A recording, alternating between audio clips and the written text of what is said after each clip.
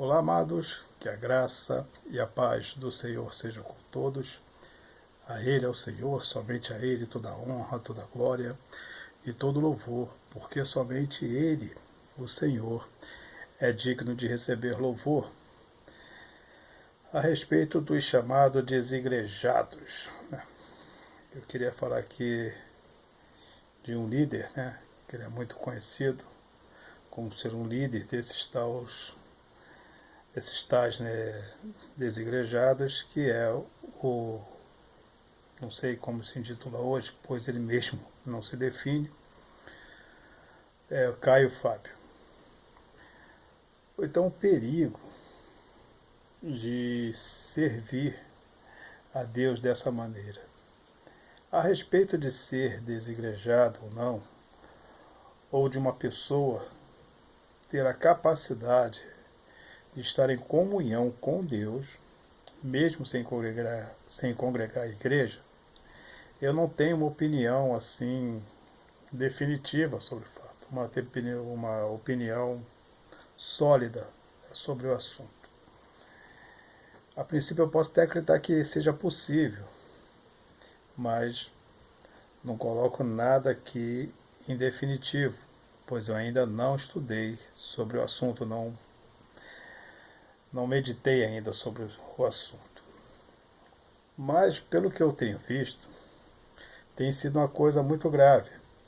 Eu não vou passar aqui para vocês um atestado de idiota, dizer que todas as igrejas elas são perfeitas. Não. E nem estou aqui para dizer que são poucas que não são perfeitas. Não. Eu quero dizer que a maioria elas são bastante erradas em relação à palavra de Deus. Mas por que isso acontece? Isso acontece pela mesma forma que nós temos uma política ruim no Brasil. Por quê? Porque o povo brasileiro não fiscaliza. As igrejas, pelo menos aqui no Brasil, elas não são igrejas assim muito favoráveis em relação à Bíblia, porque o povo também não fiscaliza. O povo, ele é exatamente o que Jesus diz. O povo erra porque não conhece a verdade. Ou seja, pessoas não leem e não meditam na Bíblia. Então, pastores pintam e bordam com pessoas por aí. Por esse motivo, igrejas, nas suas grandes maiorias, elas são erradas. E muitas delas podem estar promovendo até uma forma ou uma outra forma de conduta em um crente que tenha ido para essa igreja, ou uma formação errada de crentes que tenha se convertido nessas igrejas, porque os pastores não têm conhecimento bíblico, ou se tem, manipulam, porque a igreja não conhece a verdade. Então o pastor faz o que ele quer. E as pessoas ainda dão glória, aleluia e muito dinheiro. É isso que tem acontecido.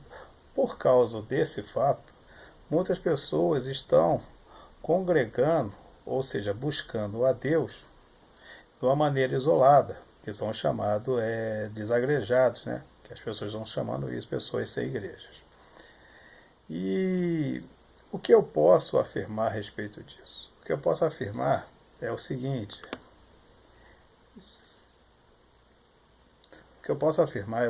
Que isso é um risco tremendo. Esse negócio de desigrejado, isso não é de agora. A Rádio Melodia, ela promove um culto em casa, chamado Cristo em Casa, E isso aí já começou a formar esse tipo de pessoa. Tem pessoas que são evangélicas através desses cultos que são feitos na Rádio Melodia. Parece que todos os dias, às 9 horas. Estou dando até o horário, estou fazendo até a propaganda deles. E pessoas se acham autossuficientes. E muitas pessoas têm também deixado de congregar por causa de dízimos de oferta. A Bíblia ela é bem clara. Você contribui segundo o desejo do seu coração. Se você congrega numa igreja e você não quer participar de dízimo de oferta, o pastor não é obrigado a te fazer a te fazer ofertar e dizimar. Ele não é obrigado a fazer isso. Isso é bíblico. Muitos pastores têm como o dízimo e a oferta como um mandamento, mas não é um mandamento. Eu entendo que não.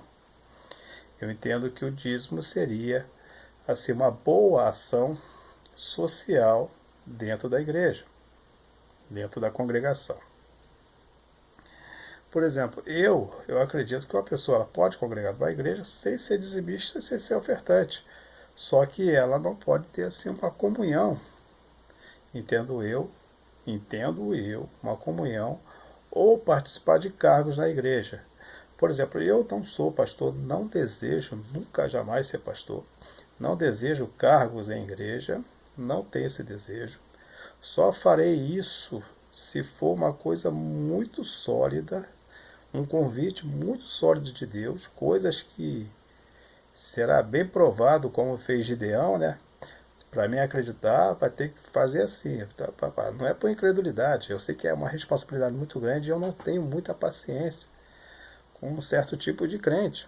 Eu sou bem sincero. Cargos ministeriais também não desejo ter. Pregar igrejas também é uma coisa que eu não desejo fazer, mesmo porque eu falo o que eu penso. Eu falo o que tem que ser dito, não faço acordo com a igreja em relação à pregação, o que a igreja gosta de ouvir ou não gosta de ouvir. Então, por isso, eu me sinto até assim, desconfortado quando sou convidado a pregar a igreja. Então, eu passo todos esses requisitos, entendeu? E possivelmente, né? Geralmente, quando eu prego na igreja, possivelmente não me chamam mais, porque eu tenho que falar o que eu vejo, eu falo e acabou, e resolva com Deus. Se eu tiver errado no que eu prego, um dia eu vou prestar conta a Deus por isso. Mas eu estou na palavra e eu me asseguro pela palavra. Então o que acontece? Essas pessoas que congregam ou que buscam a Deus sem igreja, elas correm um risco muito grave. Por exemplo, o Caio Fábio, ele tem, segundo ele, fala que tem milhares de pessoas que seguem ele nas redes sociais. Eu vejo os comentários, pessoas, né, aplaudindo ele, pessoas elogiando. Ele esteve ainda há pouco no Danilo Gentili, se não me engano. Danilo Gentili, também teve uma mulher que tem aí na Rede TV de noite, eu esqueci o nome dela. E tinha pessoas na plateia, né, aplaudindo ele, dizendo sou seu fã. É porque existe uma coisa também, tem o crente que ele gosta de ser de libertinagem. E o problema da Bíblia, o problema do crente com a Bíblia é que a Bíblia não dá libertinagem a ninguém. Nós somos livres para dar a Deus, mas não livres para pecar. Segundo os crentes do Danilo, né, por isso que o Danilo levou ele até lá, que o Danilo gosta desse tipo de pessoa. Danilo, segundo ele, é um crente sem igreja, e você vê o comportamento do Danilo, você vê as palavras de Caio Fábio, como ele fala, é palavrão direto, ele não tem uma boa conduta oral, ele é bem pesado nas palavras, e pessoas têm seguido ele, por quê? Porque vem a libertinagem. Aí as coisas que ele fala que são heresias, por exemplo, o suicídio, ele fala que a pessoa tem o direito de se suicidar. A Bíblia diz não matarás, mas não diz não tirarás a sua vida. Só que acontece que quando a pessoa comete um suicídio, ela está matando a si própria. Então ela está matando, ela está dentro do ato de matar. Tem um vídeo meu aqui que diz que o suicida não é salvo. A Bíblia deixa bem clara que o suicida também não é salvo. Ele vai falar de homossexuais e ele vai falar que Jesus não se importava muito com a causa homossexual, pelo contrário. Jesus ele vai falar de homossexuais. Havia homossexuais naquela época. Eu não lembro bem o trecho, mas Jesus vai tratar como eunuco. E ele vai falar que tem homens que nascem eunuco, tem homens que se fazem eunucos. Eunucos é homens que não têm assim desejo sexual por mulheres, entendeu? Então tem homens que nascem eunuco, tem homens que se fazem eunuco e tem homens que são feitos eunucos. Entendeu? É isso que ele vai dizer exatamente. Então ele vai separar as coisas das coisas. Não quer dizer que o homem que não tenha relação sexual com a mulher, ele está em pecado. Mas isso não quer dizer que ele deva ter relação sexual com outro homem. E ele apoia essa coisa. Ele vai dizer que sim, homossexuais com fé pode ser salvo. Quando a Bíblia diz claramente que não, você vai ver Romanos capítulo 1, você vai ver lá na lista de Coríntios e parece que Gálatas também, ou Efésios, não me lembro, também Apocalipse, e que vai dar a lista dos que não são. Eu já falei várias vezes a respeito desse tema. Tem muitos crentes que ele vai ver nessa lista toda, só vai ver o homossexual, mas tem muitos ali. Tem homossexual, tem o adúltero, que é crente também, sem vergonha que trai, tem o forniqueiro, eu estou falando de pessoal de igreja, o namorado, o casal de namorados, evangélico que tem relação sexual, fornicação, não entrará no reino dos céus. O avarento, que está aí o problema do dízimo, da oferta, você que acha que você tem que ter todo o dinheiro, que você não quer colaborar, é uma coisa a ser revista. Né? O que mata, o mentiroso, o bêbado e tantas outras coisas são pessoas também que não vão para o reino dos céus. Idólatras, pessoas que idolatram, né? Pastores, como é idolatrado o Macedo, como é idolatrado o Valdemiro, o RR, todos são idolatrados, né? PMRIM, tantos outros. E pessoas que estão dentro de igreja que também não serão salvas, assim como os gays também não serão salvos dentro desse grupo. Aí você veja só. Aí ele vai falar do divórcio, que na época que estava sendo votado, que estava sendo criado a lei do divórcio, ele foi uma das, parece que ele foi a única autoridade cristã, né, que foi a favor do divórcio. E depois que ele apoiou o divórcio, vários pastores se divorciaram, ele libertou essas pessoas de um mau casamento, e ele vai falar a respeito do divórcio quando Jesus diz que a pessoa não pode se divorciar. E se divorciar, até pode. Você não pode casar novamente. O que Jesus deixou está bem claro. Não é nada que tenha que ser estudado. Está claro, é literal. E ele vai contra isso. Ele vai falar que a Bíblia está caducando, que o Antigo Testamento é a coisa de velho. Claro que as leis não servem mais para nós. O Novo Testamento não foi escrito para nós, mas sim para os judeus. Mas tem muitas coisas lá que podemos extrair para cá. Ou seja, tudo que do Antigo Testamento que serve para nós está no Novo Testamento. Você vai ver que tem várias e várias e várias coisas. Claro que nós, hoje, ninguém, até Israel, só no Oriente Médio, que faz da faz essa coisa, matar a pessoa apedrejada, é coisas que tem na Bíblia, mas é coisa realmente do passado. Mas não quer dizer que está caducando, está falando da história. A história não morre, as coisas existiram e estão lá registradas. Ele vai falar que a Bíblia ela é mãe de todas as heresias. Como que a Bíblia é mãe de todas as heresias? Como é que ele pode falar isso? A palavra de Deus é a mãe de toda heresia. Quando fala a mãe de toda heresia, se fala a causa, eu não digo nem nada, mas ele vai falar que é a mãe, que é ela que gerou todas as heresias. Não.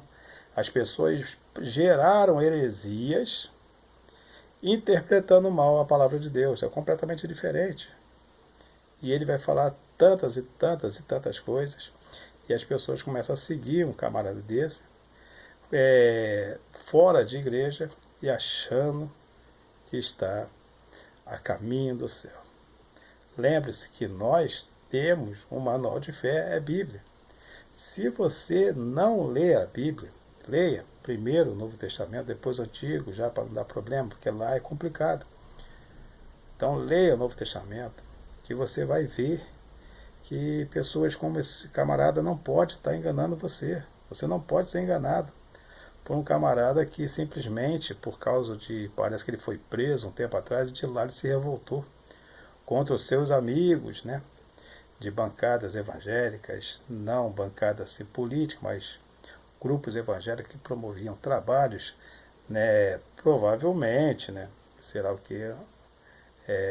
A busca de dinheiro através de igreja, então ele se revolta, talvez que ele não tenha tido algum apoio, ninguém que o apoiou, no caso lá que teve lá os problemas de documentação na época do Fernando Henrique, e ele começa a se revoltar, ele começa a denunciar pastores, como denunciou Silas Malafaia, que saía com as meninas da melodia, segundo ele, e outras tantas coisas, e ele ficou desse jeito, não sabendo, sei lá, confessar o pecado que teve, se é que ele realmente cometeu aquele pecado, porque foi condenado por isso, confessar os seus pecados, se arrepender e também perdoar os que não foram visitar, os que não deram apoio, ou uma palavra, sei lá o que, e ele começa a atacar as pessoas.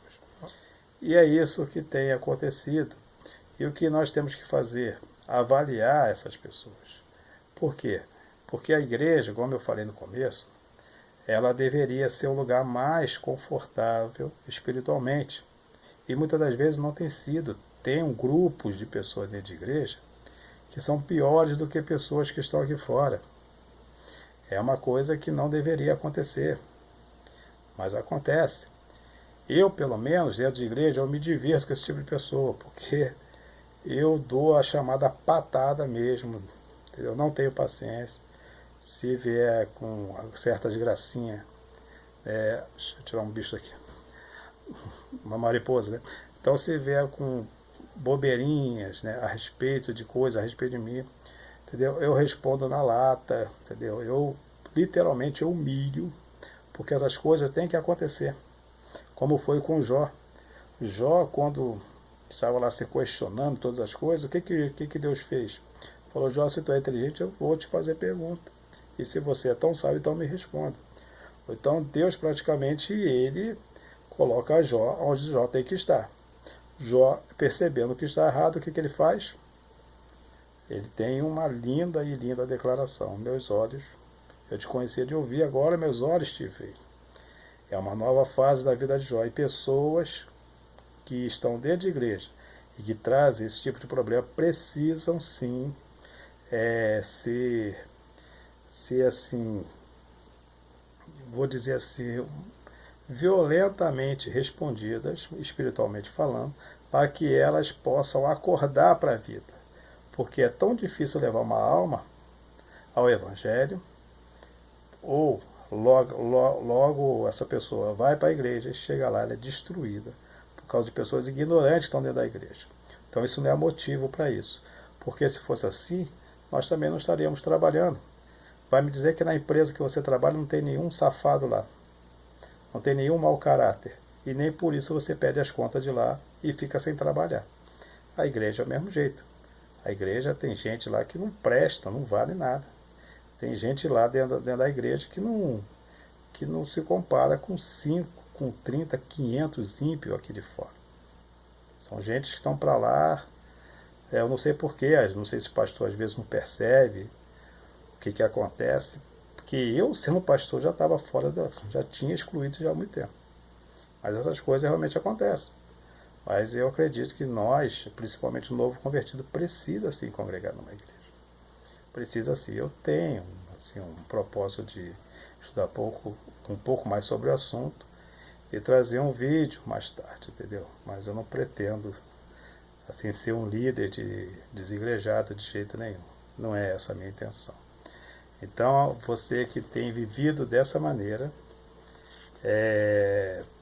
pensa bem, não fica seguindo pessoas que se intitulam pastores desigrejados. Não fica seguindo isso. Lê a Bíblia, entendeu? Congregue na igreja. Se teu problema é dízimo, oferta, não dizime, não oferta. Porque se você for no lugar e dizimar porque você se sente obrigado, você está fazendo uma péssima contribuição, uma péssima oferta. É um péssimo sacrifício. Então é melhor não fazer nada. Apenas assista a palavra, conversa com o pastor, eu quero congregar aqui, mas eu, a respeito disso, uma oferta só se Deus me convencer, e o pastor ele tem que aceitar isso. Porque o chamado para a igreja não é chamado para dizimar nem para ofertar, é chamado para ouvir a palavra de Deus. Pode usar esse argumento que ele não vai ter como se esquivar disso. Entendeu? Então vamos ler a Bíblia, vamos vigiar, porque o momento está próximo, o fim está próximo, e o Senhor quer nos confortar para o grande encontro da sua vinda, na qual ele virá buscar a sua igreja. E lembre-se que servir a Deus não é difícil. O que é difícil é deixar o pecado, Até a próxima, querendo Deus, um forte abraço. E se desejar, se inscreva no canal, dê um like, compartilhe, porque assim você estará fazendo juntamente comigo o trabalho da igreja na terra, que é levar a palavra de Deus a todas as pessoas, seja elas quem elas forem, estejam elas onde quer que elas estejam. Um forte abraço e que Deus nos abençoe sempre.